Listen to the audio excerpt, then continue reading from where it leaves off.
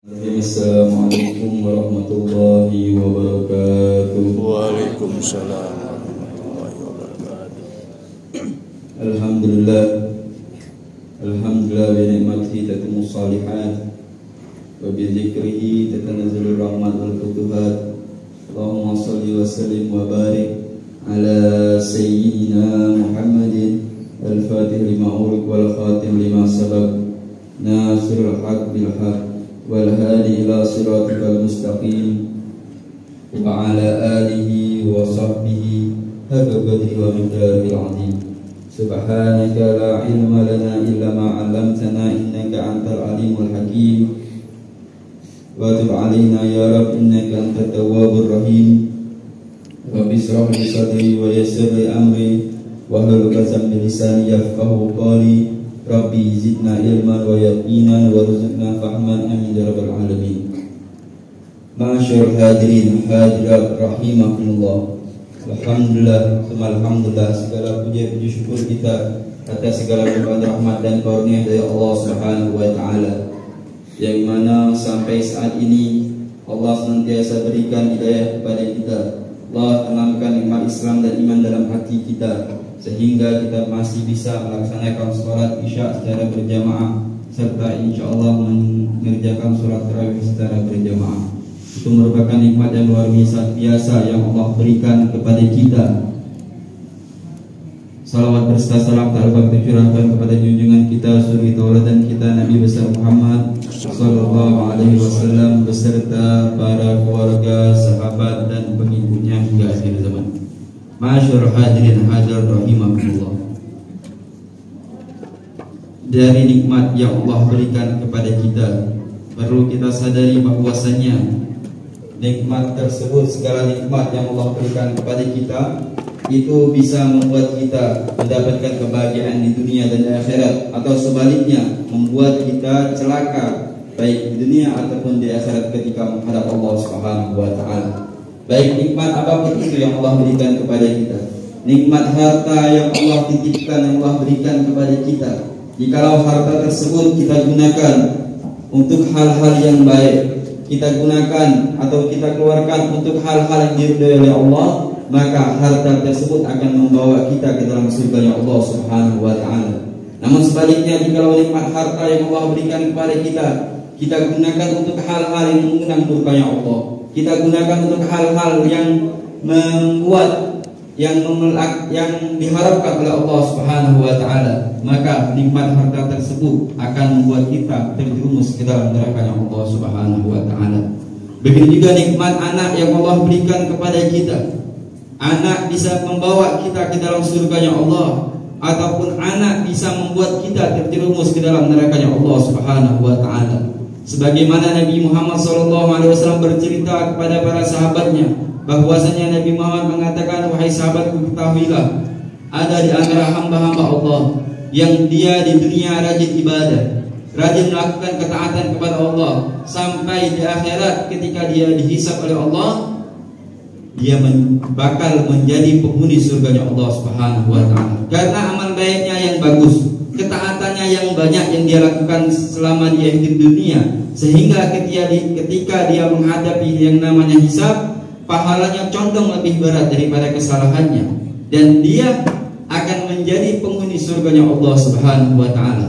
Namun ketika dia melangkahkan kakinya untuk menuju surganya Allah Subhanahu wa taala, kata Nabi Muhammad, akan ada seorang yang memanggilnya, yang mana kata Nabi Muhammad SAW bersabda, la yata'allaku birajulin yaumal qiyamah, awwalu ma yata'allaku birajulin yaumal qiyamah ahlu wa auladu. Yang mana ketika hamba tadi ingin melangkahkan kakinya ke dalam surga ya Allah, maka ada seorang yang memanggil, minta kepada Allah, ya Allah, khud min hajjina ya Allah, wahai Allah, tunggu dulu ya Allah, jangan kau masukkan surga dulu hambamu ini, tahan dulu ya Allah, khud lana min hajjina, wahai Allah, ambilkan dulu hak kami kepada hamba ini. Hambamu ini adalah orang tua kami, yang mana ketika dia di dunia la yu'allimuna umura dinina, ketika dia di dunia dia beribadah, namun dia tidak mengajarkan kepada kami bagaimana cara ibadah. Dia tidak memberitahu kepada kami mana hal yang harus dilakukan, mana yang ketaatan dan mana kemungkaran. Dia tidak mengajarkan kepada kami cara sholat, dia tidak mengajarkan kami cara puasa. Dia sibuk beribadah, namun dia tidak memberikan hak kami darinya, sehingga kami melakukan maksiat, sehingga kami meninggalkan kewajiban karena orang tua kami tidak mengajarkan kami, ya Allah. Maka ambillah bagian kami, ya Allah. Kami menuntut kepadamu, ya Allah, karena dia mentelantarkan kami di dunia. Kami tidak ridho kalau dia masuk ke dalam surga-Nya Allah Subhanahu wa ta'ala. Ini seorang anak yang akan pertama kali menuntut orang tuanya. Seorang anak dan istri yang akan menuntut seorang bapak. Jikalau bapak tersebut tidak mengajarkan kepada anaknya bagaimana taat kepada Allah, tidak mengajarkan bagaimana untuk melakukan kebaikan yang mengundang ridhonya Allah Subhanahu wa ta'ala, maka dari itu, ma'asyarul hadirin hadirat rahimakumullah, anak yang Allah berikan kepada kita, yang Allah titipkan kepada kita, akan membuat kita bahagia di akhirat jikalau anak tersebut kita didik mereka untuk taat kepada Allah Subhanahu wa ta'ala. Namun sebaliknya, jika anak yang Allah titipkan kepada kita tidak kita ajarkan kepada mereka bagaimana cara sholat, tidak kita ajarkan bagaimana cara puasa, tidak kita kasih tahu mana yang halal yang haram, sehingga dia terjerumus ke dalam sebuah kemaksiatan, maka anak tersebut akan menuntut kita di hadapan Allah Subhanahu wa ta'ala. Oleh karena itu, jadikan anak kita sebagai aset bekal kita, sebagai anak yang akan membawa kita ke dalam surganya Allah Subhanahu wa ta'ala. Sebab anak yang soleh ialah anak yang akan menuntun orang tuanya ke dalam surganya Allah Subhanahu wa ta'ala. Oleh karena itu, dalam Al-Quran Allah telah jelaskan kepada kita, yang mana kata Allah, ya ayyuhalladzina amanu qu anfusakum wa ahlikum nara wa quduhan nasa wal hijarah, kata Allah Subhanahu wa ta'ala. Kata Allah, wahai orang-orang yang beriman, selamatkanlah diri kalian dan keluarga kalian dari nerakanya Allah. Jadi Allah tidak memerintahkan hanya kepada diri kita saja, tapi kita sebagai kepala keluarga, khususnya bapak-bapak, punya tanggung jawab atas keluarga kita, agar kita membawa mereka ke dalam ridhonya Allah Subhanahu wa ta'ala. Allah telah peringatkan, wa quduhan nasa wal hijarah, yang mana bahan bakar api neraka itu dari manusia dan dari bebatuan. Makanya dikatakan bahwasanya manusia itu paling banyak masuk ke dalam neraka dibanding masuk ke dalam surga. Bahkan kalau dibandingkan dalam sebuah riwayat bahwasanya di antara 1000 manusia itu 999 masuk ke dalam neraka dan 1 masuk ke dalam surganya Allah Subhanahu wa ta'ala. Mudah-mudahan Allah selamatkan kita dan keluarga kita dari nerakanya Allah Subhanahu wa ta'ala. Jadi juga kita ajarkan anak kita cara sholat, kita ajarkan anak kita cara puasa, bagaimana dia taat kepada Allah, agar anak tersebut benar-benar mengetahui apa yang mengundang ridhonya Allah dan apa yang mengundang Allah Subhanahu wa ta'ala. Kita semua pasti berharap diri kita, keluarga kita, anak kita, istri kita masuk ke dalam surganya Allah. Namun kita harus mengajarkan kepada mereka, kita harus membimbing mereka bagaimana agar mereka tahu bagaimana jalan menuju ridhonya Allah, jalan menuju surganya Allah Subhanahu wa ta'ala. Jangan kita sibukkan diri kita beribadah, namun kita telantarkan anak kita meninggalkan kewajiban, melakukan maksiat, bahkan kita dorong mereka dengan harta kita untuk melakukan kemaksiatan, maka itu akan menjerumuskan kelak kita juga ke dalam nerakanya Allah Subhanahu wa ta'ala. Oleh karena itu, ma'asyarul hadirin hadirat rahimakumullah, sekarang bulan Ramadan, kita bimbing anak kita bagaimana agar mereka melakukan kewajiban puasa pada bulan Ramadan.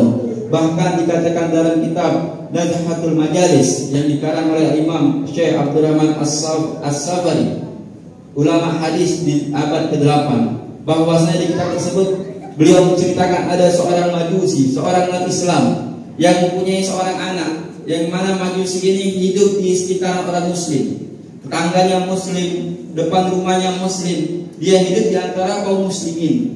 Sehingga ketika masuk bulan Ramadan, si anak majusi ini, orang Kristen ini, anaknya masih kecil, namun sudah memayis, sudah tamyiz, sudah tahu mana yang baik, mana yang buruk. Ketika suatu hari anaknya makan makanan di tengah jalan ketika saat bulan Ramadan, sehingga si bapak tadi melihat anaknya makan di tengah jalan pada bulan Ramadan, dia panggil anaknya, dia marahi bahkan anaknya, wahai anakku, tahukah engkau sekarang ini bulan Ramadan, yang mana tetangga kita kaum muslimin mereka sedang berpuasa pada bulan Ramadan. Maka dari itu aku ingatkan kepada engkau agar engkau menghormati mereka yang sedang berpuasa, agar engkau tidak makan di pinggiran jalan atau di tempat umum. Kalau mau makan silakan makan di rumah, tapi jangan makan di luar sana, sehingga kaum muslimin akan memandangmu pada saat itu. Bahkan dimarahi bukan dengan perkataan yang lembut. Anak tadi dimarahi oleh bapaknya karena apa? Karena dia sangat menghargai kaum muslimin yang sedang berpuasa.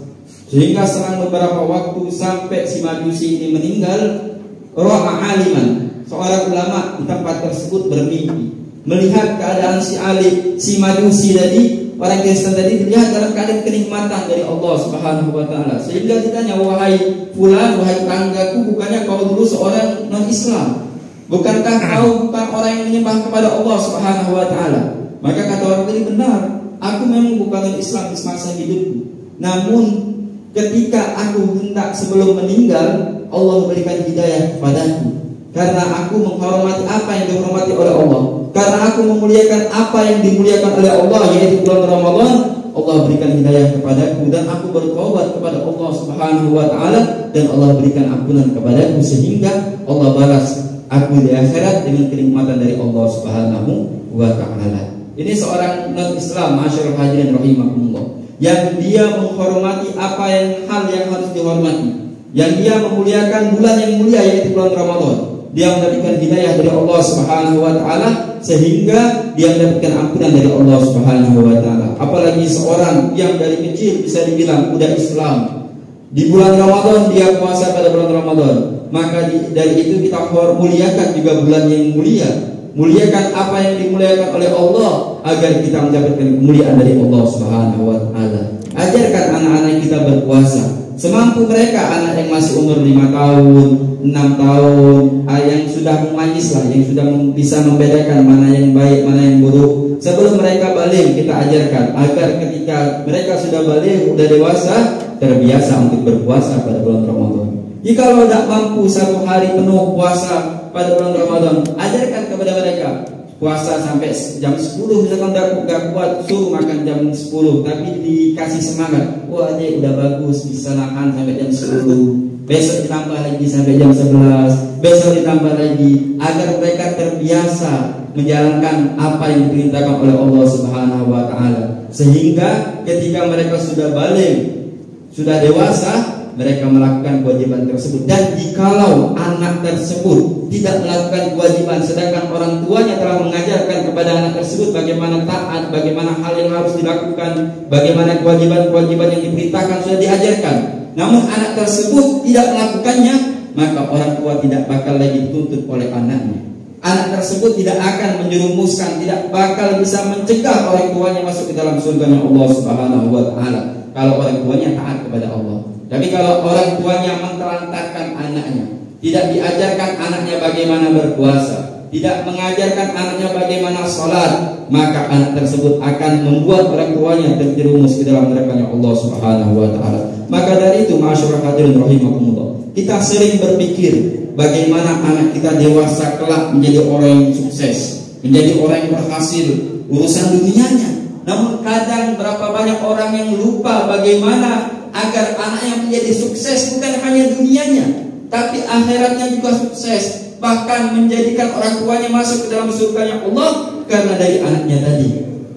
Dalam sebuah hadis Nabi Muhammad SAW telah mengatakan, "Idza mata ibnu Adam inqata 'amalu." Kalau manusia sudah mati, semua amalan telah putus, illa min talas, kecuali 3 perkara. Yang salah satunya waladun shalih yad'u lahu, anak yang soleh yang mendoakan orang tuanya. Nah, kita sebagai seorang anak juga, pastinya kita sebagai seorang anak, walaupun kita sudah menjadi seorang bapak atau sudah menjadi kepala rumah tangga, jadikan diri kita aset buat keluarga orang tua kita yang sudah meninggal.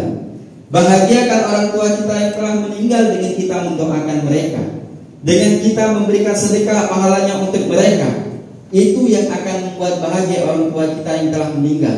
Dan ajari anak kita agar kelak ketika kita telah meninggal, kita masih mendapatkan kiriman pahala dari anak kita. Amin. Agar kita menjadi bahagia di akhirat menghadap Allah, menjadi tabungan kita untuk mendapatkan kebahagiaan, kenikmatan di surga Allah Subhanahu wa taala. Oleh karena itu oleh karena itu masyarakat muslimin, ajari anak-anak kita bagaimana taat kepada Allah, bagaimana menjalankan kewajiban kepada Allah, dan ajarkan mereka bagaimana menghindari hal-hal yang dilarang oleh Allah Subhanahu wa taala. Mudah-mudahan kita semua dijadikan hamba Allah Subhanahu wa taala yang selalu akan diberikan hidayah oleh Allah Subhanahu wa taala untuk menjalankan segala perintahnya dan menjauhi apa yang dilarang oleh Allah.